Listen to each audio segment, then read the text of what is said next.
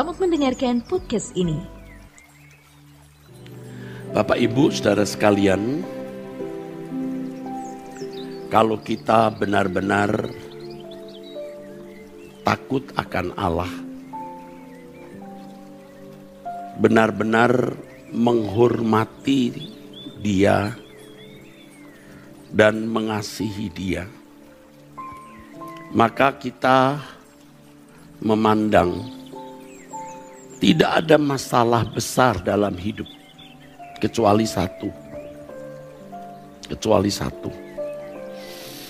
Satu ini terdiri dari dua kalimat atau dari dua butir pokok pikiran yang semua itu sebenarnya juga paralel. Hanya ada satu perkara besar dalam hidup kita, yaitu melakukan kehendak Allah dan menyelesaikan pekerjaannya atau memenuhi rencana Allah di dalam hidup kita. Seseorang tidak bisa dikatakan takut akan Allah atau belum takut akan Allah secara proporsional. Seseorang belum menghormati Allah dan belum mengasihi Allah secara benar kalau masih memandang ada perkara besar dalam hidupnya selain hal ini. Memang ini tidak mudah, saudara. Tetapi kita bisa mengukur diri kita masing-masing. Kita bisa menguji. Dan saudara bisa mempertanyakan ini kepada Tuhan untuk mendapat verifikasi, pembuktian, konfirmasi kebenaran dari Roh Kudus. Benarkah yang saya kemukakan ini? Saya tidak membaca buku, saya tidak mendengar orang berbicara, atau mungkin orang juga pernah berbicara tapi saya tidak mendengar. Ini pergumulan saya pribadi dengan Tuhan. Dan benar-benar saya memperkarakan ini dengan Tuhan, saudara. Tentu melewati perjalanan waktu, melalui berbagai persoalan-persoalan hidup. Sampai pada kebenaran ini, bahwa tidak ada perkara yang kita pandang besar, yang bisa yang membuat kita merasa terancam, yang bisa merenggut kebahagiaan dan ketenangan kita, ya, yang bisa membuat fokus hidup kita menjadi kacau, ya, tidak boleh ada kecuali satu ini. Yaitu bagaimana kita melakukan kehendak Allah, menyelesaikan pekerjaannya, atau memenuhi rencana Allah di dalam hidup kita masing-masing, saudara.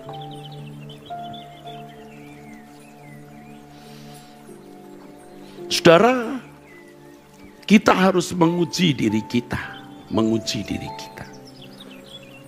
Banyak hal yang membuat kita merasa terancam, kita tidak merasa damai, tidak dapat ketenangan. Atau saudara masih memiliki keinginan mendapatkan sesuatu, kalau tidak mendapatkan sesuatu itu saudara merasa tidak lengkap atau kurang bahagia, ya, dan lain sebagainya. Jadi kalau kita hari ini belum punya pacar, belum menikah walaupun cukup umur, belum punya anak, belum ada pekerjaan tetap, mungkin juga mengidap penyakit yang mengancam nyawa, atau apapun. Di situ bisa menjadi batu ujian bagi kita. Kita dites lewat hal tersebut. Tadi saya katakan bahwa saya menemukan kebenaran ini, tentu Tuhan yang memperkenan saya menemukan kebenaran ini lewat perjalanan tahun-tahun yang panjang dan melalui berbagai persoalan hidup yang saya jalani. Memang saya belum lulus atau belum sempurna, tetapi apa yang saya kemukakan ini benar sekali, benar sekali. Saya menguji diri, ya, memperkarakan hal ini di hadapan Tuhan. Pergumulan hidup, pergumulan hidup, persoalan-persoalan hidup yang mengancam kita, yang bisa merenggut ketenangan kita, saudara-saudaraku sekalian, itu menjadi semacam batu ujian. Batu ujian. Apakah kita sudah memiliki hati yang benar-benar takut akan Allah? Apakah kita benar-benar telah memiliki hati yang menghormati Dia dan mengasihi Dia secara patut?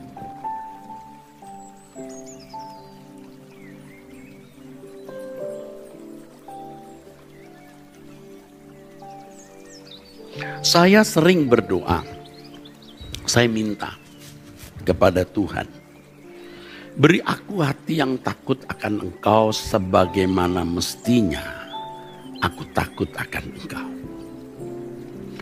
Beri aku hati yang menghormati Engkau sebagaimana mestinya aku menghormati Engkau. Beri aku hati yang mengasihi Engkau sebagaimana seharusnya aku mengasihi Engkau, ya Allah.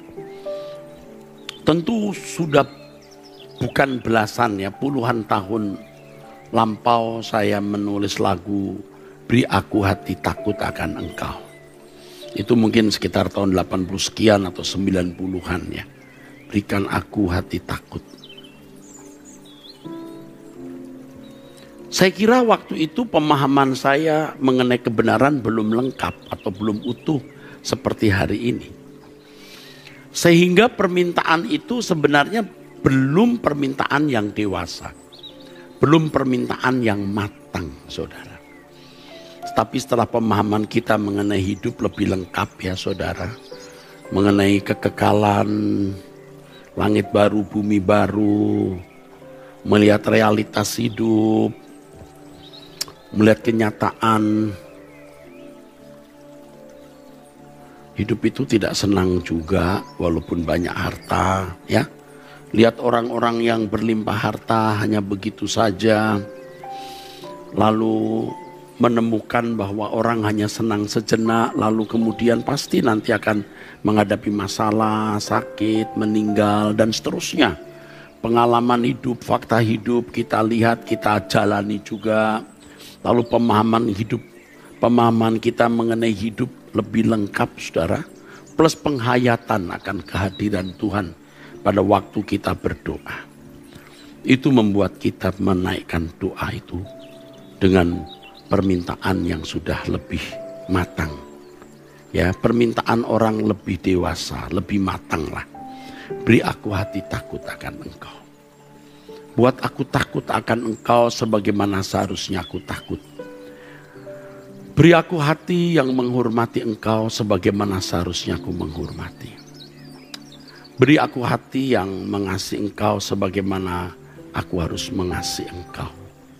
Ya Tuhan, ya Allah, ya Bapa.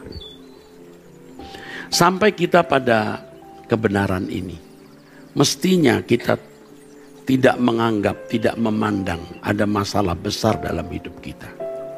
Kecuali melakukan kehendak Bapa. Menyelesaikan pekerjaannya atau memenuhi rencana Allah dalam hidup kita masing-masing. Karena setiap kita pasti mengandung, memuat, memikul rencana Allah untuk kita penuhi, saudaraku. Dan ini sebenarnya prinsip hidup Tuhan kita yang mulia, Tuhan Yesus Kristus. Di Yohanes pasal 4 ayat 34. Jika kita belum memiliki prinsip ini secara benar, sesungguhnya kita belum memuliakan Allah. Kita belum memuliakan Allah secara benar. Belum memuliakan Allah secara baik menurut Allah. Saya tidak yakin Tuhan disenangkan. Jadi kalau seorang Kristen memang masih kanak-kanak, ya mulutnya ada pujian, penyembahan, Bapak terima, karena memang dipandang masih kanak-kanak, saudara-saudara. Tetapi kalau kita mesti kita dewasa karena sudah melewati tahun-tahun yang panjang dalam hidup kita, maka mestinya, saudaraku, kita memiliki prinsip hidup seperti prinsip hidup Tuhan Yesus tadi. Ya, disitulah kita baru bisa mengerti, merasakan, menghayati apa artinya menyembah Allah. Kata haleluya kita itu, saudara, haleluya kita itu menjadi berkualitas. Menyembah itu memberi nilai tinggi Tuhan, saudara. Tunduk. Jadi apapun tidak menjadi masalah, apapun, kecuali hal ini, melakukan kehendak Allah dan menyelesaikan pekerjaannya atau memenuhi rencana Allah di dalam hidup kita. Nah, untuk ini saudara-saudara, kita harus rela untuk tidak memiliki hak. Percayalah, nanti di langit baru, bumi baru, menurut pemahaman saya, semua hak kita akan diberikan kepada kita. Itulah yang dikatakan di Lukas, ya saudaraku sekalian, pasal 16 ayat yang ke-12, saudaraku. Harta kita sendiri. Harta kita sendiri itu semua hak yang kita miliki, ya. Harta kita sendiri itu nanti. Sekarang kita harus rela untuk melepaskan semua hak kita.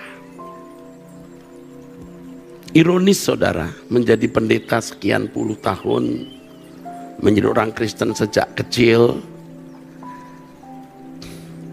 baru rela melepaskan hak. Itu pun kadang-kadang daging kita juga masih meronta. Melepaskan hak. Sebab kalau kita merasa memiliki hak sekecil apapun, tidak mungkin membuat hidup kita bersih. Tidak mungkin membuat hidup kita bersih. Tidak mungkin kita bisa melakukan kehendak Allah secara penuh atau mutlak atau absolut atau secara benar. Jauh dari kehidupan memenuhi rencana Allah. Sebab kita pasti memiliki rencana-rencana sendiri atau paling tidak keinginan-keinginan kita sendiri. Percayalah, saudaraku, tidak ada orang yang lebih bahagia dari orang yang melakukan kehendak Allah. Pasti hidup suci, hidup tidak bercacat, tidak bercela menurut pemandangan Tuhan, dan memenuhi rencananya atau menyelesaikan pekerjaannya. Dan ini bisa kita lakukan kalau kita melepaskan hak. Maka di Filipi 2 ayat 5-7 firman Tuhan mengatakan, hendaklah kamu dalam hidupmu bersama menaruh pikiran dan perasaan yang terdapat juga dalam Kristus Yesus. Ya, walaupun dalam rupa Allah, ia tidak menganggap kesetaraan dengan Allah itu sebagai milik yang harus dipertahankan, melainkan telah mengosongkan dirinya dan mengambil rupa seorang hamba. Ia melepaskan hak sekecil apapun. Dia tidak minta. Makanya yang mulia Tuhan kita Yesus Kristus bisa mengatakan, makananku melakukan kehendak Bapa. Saudara, yuk kita hayati siapa sih kita ini, saudara.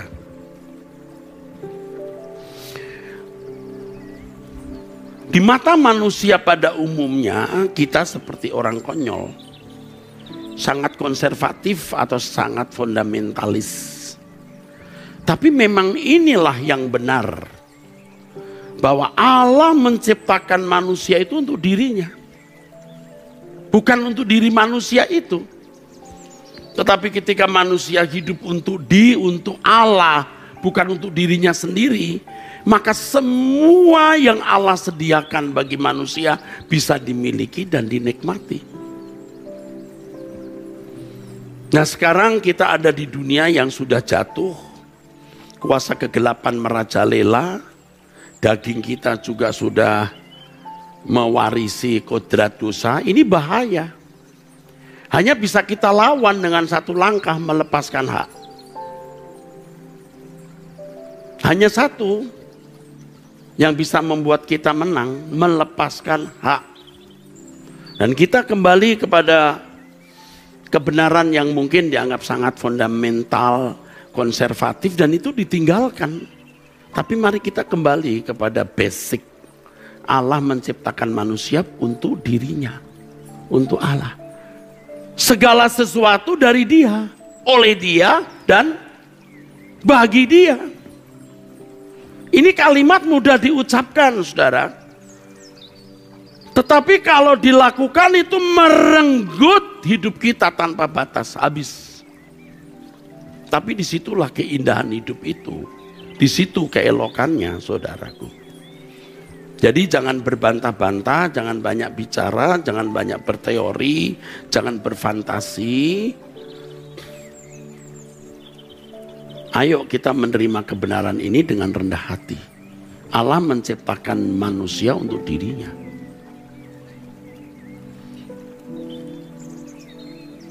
Bukan untuk manusia itu sendiri. Tetapi ketika manusia mempersembahkan hidupnya untuk Tuhan, maka ia akan menikmati segala sesuatu yang Allah sediakan. Sebab Allah tidak butuh apa-apa. Tapi ketika manusia menempatkan diri di tempat yang benar di mata Allah, maka manusia memiliki dan menikmati segala sesuatu yang Allah ciptakan untuk manusia itu. Saya ulangi, saya mudah sekali mengucapkan kalimat ini. Dan betapa sulitnya kita melakukannya karena hidup kita akan direnggut, ya saudaraku. Alkitab sebenarnya sudah jelas mengatakan itu. Di 2 Korintus 5 ayat 14 dan 15. Mari saudara perhatikan ayat ini. 2 Korintus pasal 5 ayat 14. Sebab kasih Kristus yang menguasai kami. Jadi mengerti kasih Kristus yang begitu besar, yang menebus diri kita. Karena kami telah mengerti bahwa jika satu orang, Yesus maksudnya, sudah mati untuk semua orang, kita semua, maka mereka semua, kita semua sudah mati. Dan Kristus telah mati untuk semua orang kita, supaya mereka, kita yang hidup, tidak lagi hidup untuk diri kita sendiri, tapi untuk Dia yang telah mati dan telah dibangkitkan untuk mereka. Praktis. Tidak perlu ditafsirkan macam-macam. Tidak perlu dijabarkan neko-neko. Macam-macam maksudnya. Jelas. Tadi pada waktu nyanyi di kalimat ini hati saya mulai pecah. Tapi saya lokalisir perasaan saya. Sampai rumah Bapa nanti, ku menghadap Rajaku Tuhan Yesus. Ku sampaikan telah usai tugasku. Ku cium kakimu Tuhan yang berlubang paku. Ku bisikkan hamba mencintai. Kalau kita mencintai Tuhan secara benar, kita akan mengikut jejaknya. Prinsip Hidup kita sama dengan prinsip hidup Tuhan Yesus. Makananku melakukan kehendak Bapa dan menyelesaikan pekerjaannya.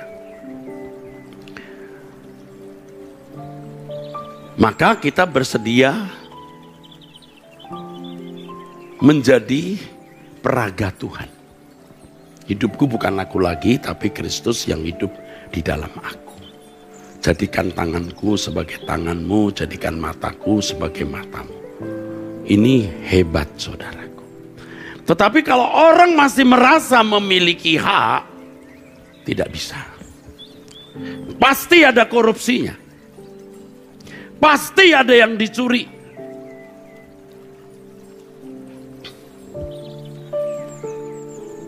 Saudara harus benar-benar jujur.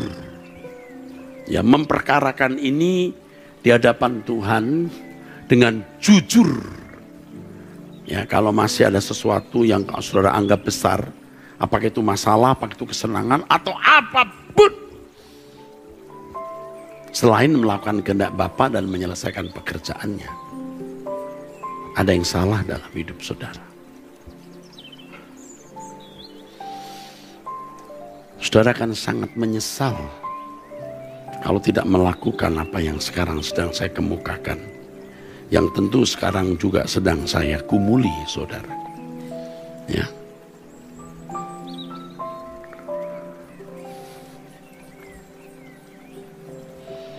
Lihat itu prinsip hidup Rasul Paulus yang berkata di dalam suratnya, ikutilah teladanku. Ikut aku seperti aku ikut Kristus. Bagiku hidup adalah Kristus. Kalimat itu biasa diucapkan dan saudara juga sudah sering mendengar. Tapi bagaimana menerapkan, mengamalkan kalimat itu dalam hidup kita? Bagiku hidup adalah Kristus, bukan bagi sebagian hidupku. Kalau bagiku hidup adalah Kristus, berarti ya memang tidak ada bagian untuk yang lain. Dan kalau Paulus berkata bagiku hidup adalah Kristus, nah patut ia berkata, hidupku bukan aku lagi, tapi Kristus yang hidup di dalam aku.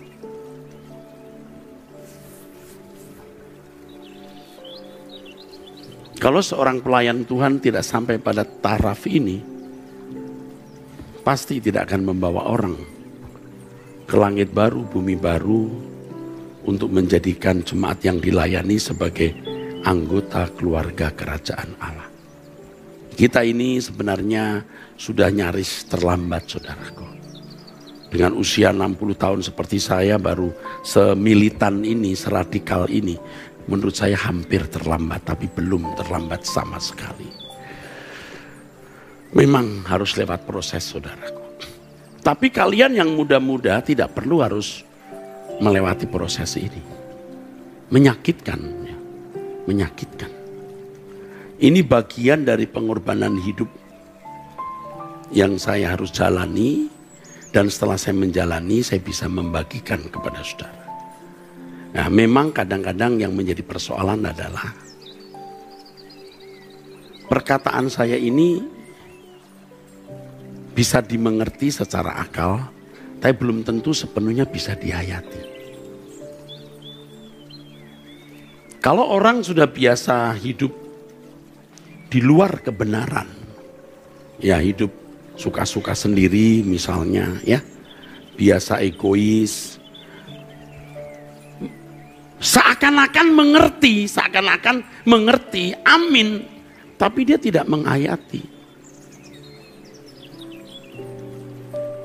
Ya, tetapi ada tingkat di mana saudara memang belum sampai penghayatan yang dalam, tetapi nurut ya. Saudara mau, aku bersedia.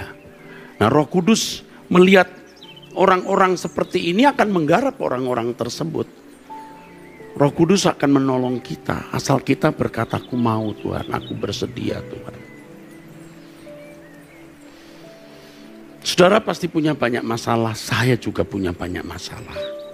Tapi masalah itu bisa menjadi batu ujian untuk kita. Apakah kita benar-benar memandang bahwa yang yang menjadi masalah satu-satunya dalam hidup kita itu melakukan kehendak Bapa dan menyelesaikan pekerjaannya atau memenuhi rencananya di dalam hidup kita. Sehingga kita bisa memiliki perasaan krisis. Kita merasa terancam gara-gara ini. Bukan terancam karena sudah punya cukup umur, belum menikah, belum punya rumah, dan lain sebagainya. Tapi terancam. Ini ancaman ini mengerikan, kekekalan, saudaraku. Kekekalan. Kalau saya hubungkan dengan khotbah saya minggu sore kemarin, Tuhan itu punya natur. Ya. Allah tidak bisa diatur oleh siapapun dan apapun, Allah diatur oleh dirinya sendiri. Itu dalam rangka saya bicara apa? Anda tidak akan memiliki tempat di hadirat Allah kalau Anda tidak layak. Tidak layak. Nah, kalau kita tidak melakukan kehendak Bapa, firman Tuhan mengatakan di Matius pasal 7 ayat 21 sampai 23, aku tidak kenal kamu, nyalah kamu. Kita terancam gara-gara itu.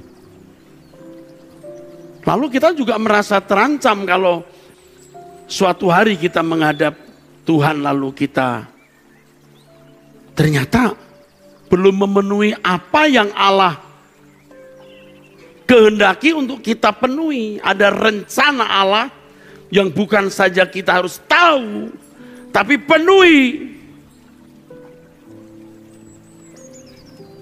Masalah. Ini masalah. Tapi banyak orang tidak menganggap ini masalah. Tidak tahu atau tidak mau tahu. Makanya kalimat tadi itu Sena.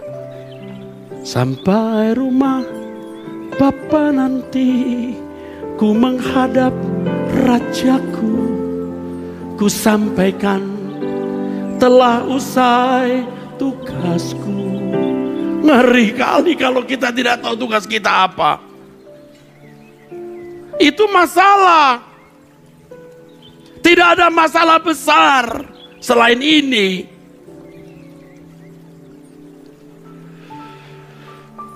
Saya persoalkan kepada Tuhan, saya tanya begini, Tuhan,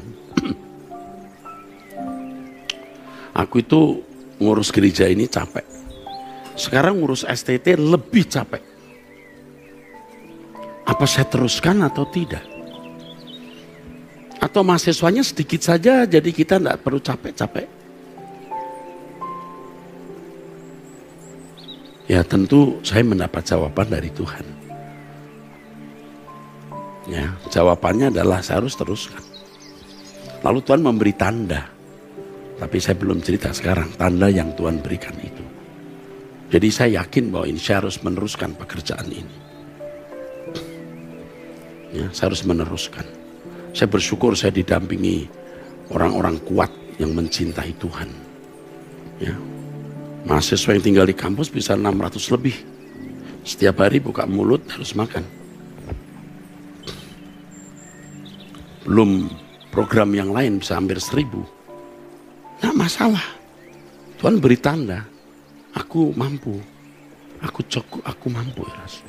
Nah, buat saya ya, saya teruskan ini. Makanya kalau saya nyanyi lagu itu saya menghubungkan dengan tugas saya sebagai gembala senior di GSKI. Lalu sebagai ketua STT. Walaupun nanti tidak jadi ketua lagi, tentu saya akan membayang-bayangi terus. Ada terus di saat bersama dengan STT Ekumene ini. Tidak selalu saya jadi ketua, saudara. Jadi ada aplikasi konkretnya.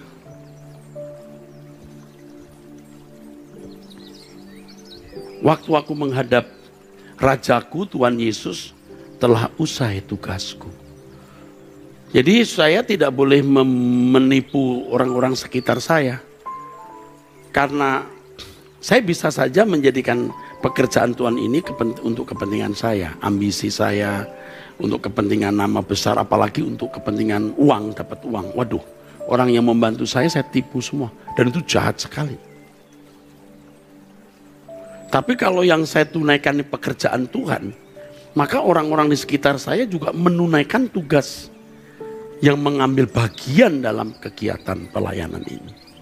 Sampai rumah Bapa nanti ku menghadap Rajaku, Tuhan Yesus, ku sampaikan telah usai tugasku.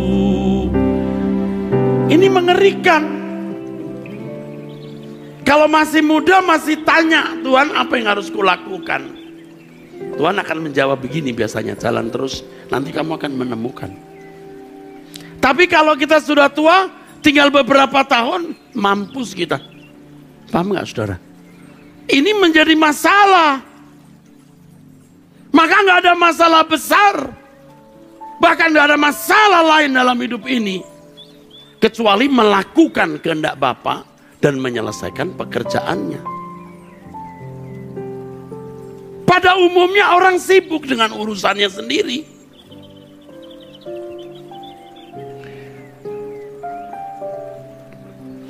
Senang dengan hobi apa, punya cita-cita, punya apa, hidupnya terus diarahkan untuk hal-hal itu.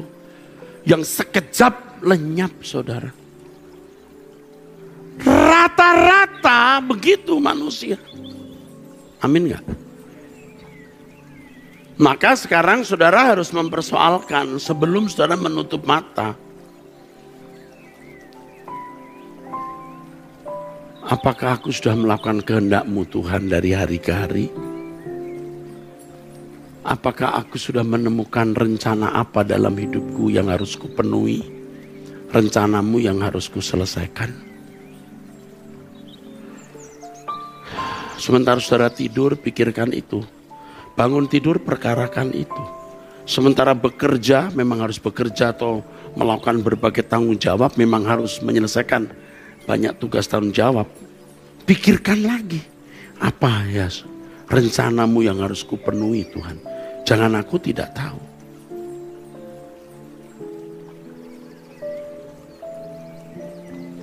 Jika saudara serius dengan hal ini, Tuhan akan mengajarkan hatinya, menaruh hatinya di hati kita. Paulus mengatakan begini, aku rela terlaknat ya demi saudara-saudara sebangsaku. Bangsa Israel maksudnya. Anda tahu maksudnya apa? Seperti Yesus mati di kayu salib, memikul dosa kita, menggantikan tempat kita. Paulus tuh bisa begitu. Begitu cintanya kepada bangsanya. Itu perasaan yang Tuhan impartasikan kepada Paulus. Nah, Tuhan akan dipuaskan kalau kita menjadi peraga Tuhan. Dan kita bisa menjadi peraga Tuhan kalau perasaan Tuhan diimpartasikan. Baru kita bisa menjadi orang yang dinikmati oleh Allah. Karena ia bisa menaruh perasaan dan pikirannya. Dia bisa menaruh bebannya di dalam hati kita, saudara. Maka harus dimulai dengan hal ini. Persoalanku cuma satu. Melakukan kehendak Bapa dan menyelesaikan pekerjaannya. Dan untuk itu aku harus rela kehilangan hak. Karena Allah menciptakan aku untuk dirinya, bukan untuk diriku. Nanti baru di langit baru, bumi baru kita memiliki semua hak yang Allah berikan. Semua kenikmatan yang Allah sediakan bagi kita. Kalau sekarang ya kita menjalani hidup hanya untuk melakukan kehendak Allah. Kita harus berani berprinsip, aku hidup hanya untuk kesenangan-Mu Bapa. Untuk kesukaan-Mu. Saya sebenarnya mengucapkan kalimat itu pada awalnya takut-takut, saudara. Tetapi makin hari makin berani karena saya makin melihat keniscayaan itu. Bisa. Aku berjanji Tuhan, aku hidup hanya untuk kesukaan Bapa. Untuk kepentingan-Mu. Itu pun tidak mudah, saudara, bisa mengerti apa kehendak Allah. Tidak mudah. Sudah serius sungguh-sungguh hidup hanya untuk kesukaan Allah, itu pun tidak mudah. Menurut saya yang saya pahami, Allah melihat seberapa kita punya kepermanenan, ya, konsistensi dengan keinginan itu, karena Tuhan tidak mau kita menganggap Allah itu murahan. Kalau kita berkata, Tuhan aku mau hidup hanya untuk kesukaan-Mu, menjadi keharuman di hadapan-Mu, menjadi anak kesukaan Bapa. Di doa pagi saya sering mengucapkan itu, berulang-ulang saudara.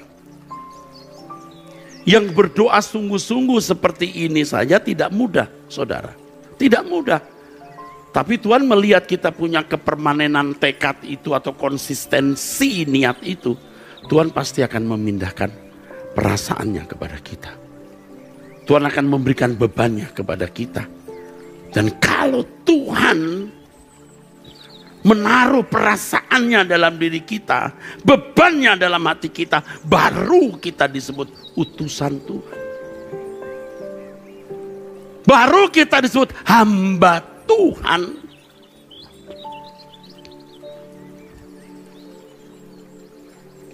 Mengerti saudara? Mengerti saudara? Dan kalau kita meninggal dunia, berharga kematian hamba Tuhan itu. Kita dijemput Tuhan pasti, karena kita hambanya. Jadi jangan merasa tenang dengan keadaan hidup saudara yang kelihatannya Tuhan tidak terganggu. Saudara hidup baik-baik, jangan. Tuhan memberi kita kebebasan. Seakan-akan Tuhan tidak terganggu.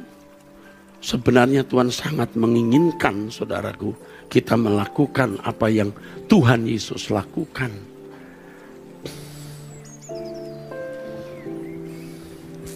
Sehingga Bapa di surga memiliki anak, bukan hanya Yesus Kristus yang melakukan kehendaknya, tapi juga kita. Maka Yesus dikatakan yang sulung di antara banyak saudara. Ada Kristus, hidupku bukan aku lagi tapi Kristus, Paulus dan lain sebagainya. Kita semua. Makanya gereja ini kiranya melahirkan orang-orang yang bisa menembus batas, yang bisa berkata, bagiku hidup adalah Kristus dan mati adalah keuntungan. Hidupku bukan aku lagi tapi Kristus yang hidup di dalam aku. Kalau dia sudah mati bagiku, aku mati bagi diriku, bagi dunia. Aku hidup bagi dia yang sudah mati untukku. Anda boleh tepuk tangan.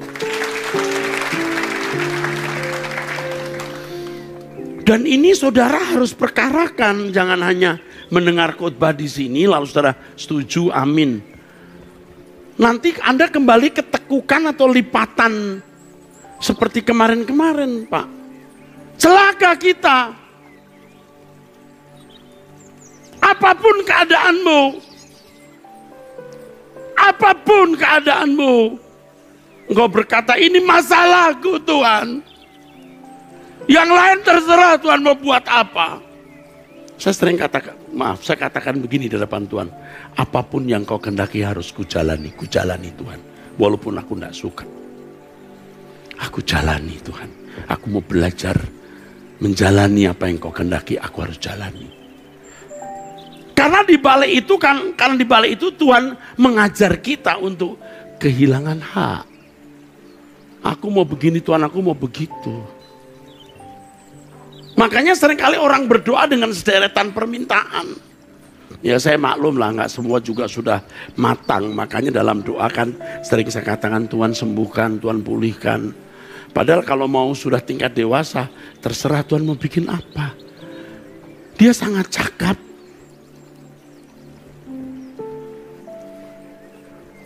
Ingat ini, rela kehilangan hak. Ya kepada mahasiswa yang mau praktek pengalaman lapangan, kalian diutus 6 bulan. Jadi teladan dan contoh di sana. Pagi sore istilahnya pagi, kau dengar, kamu ikut doa pagi, kamu ikut seminar, ceramah, kebaktian. Banyak yang kau serap di dalam kesadaran maupun di luar kesadaran. Dan itu melekat. Dan tunjukkan itu kebenaran bahwa STT Ekumene bukan hanya melahirkan teolog-teolog akademisi, tapi hamba-hamba Tuhan yang rela kehilangan hak.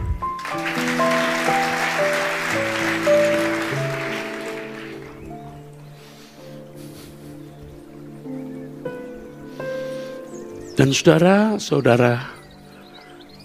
yang di GSKI ini, yang Kelapa Gading khususnya, dan semua pecinta suara kebenaran, kalau percaya saya, saudara juga mempercayai apa yang saya katakan, bahwa tugas ini tugas saya yang saya bisa bagikan, saya share.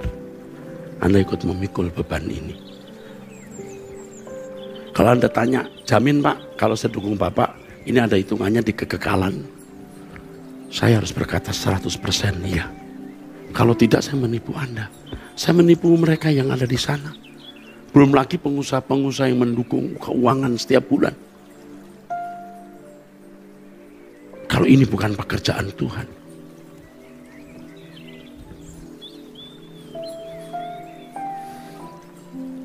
Jadi bagi mahasiswa yang baru datang dari daerah ke sini, dia tidak menduga betapa hebat proses ini, penggarapan ini.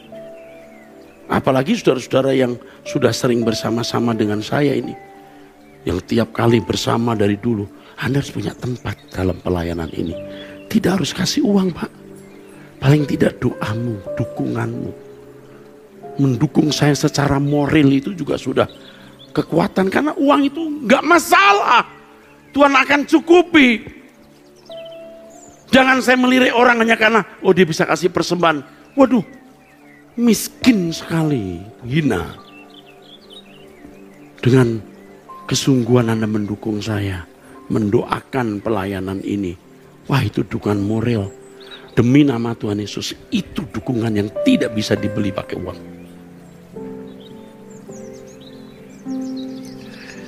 Jadi persoalkan ini.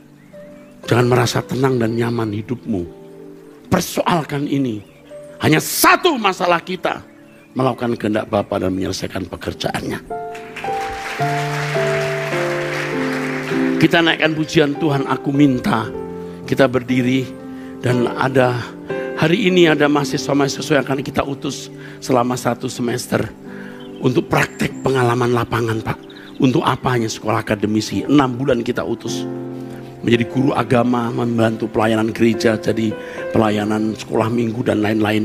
Dan mereka bisa melihat pengalaman sebelum meneruskan studinya, supaya bisa mengaplikasikan apa yang diterima di sekolah ini dengan keadaan lapangan. Amin, amin. Tuhan memberkati. Terima kasih saudara.